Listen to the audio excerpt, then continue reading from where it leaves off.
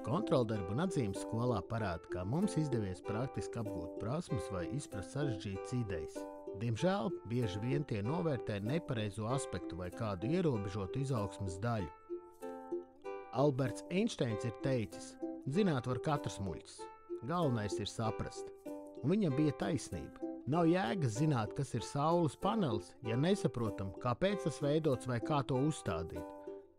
Kontroldarbi pārāk bieži koncentrējas uz jautājumu kas, nevis svarīgajiem kā vai kāpēc.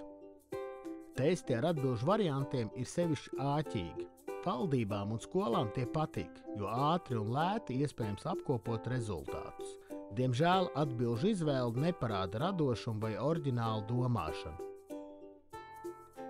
Kamēr pārbaudījuma rezultāti novērtēs vienu ierobežotu izpratnes veidu, būs vecāki un skolotāji, kuri spiedīs bērnus koncentrēties nepareizā virzienā. Piemēram, tikai uz faktiem.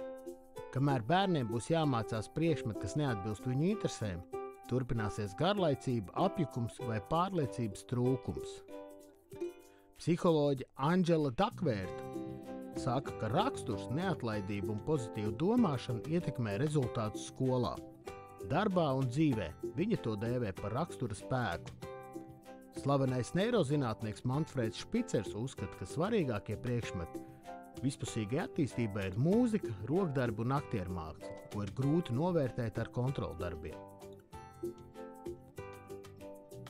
Dažas vadošās skolas jau koncentrējas uz pareizu domāšanu un pasniedz aktieru mākslu. Rietumos Montessori un Valdorfas skolas palīdz bērniem attīstīt praktiskās, radošās un saskarsmes prasmes.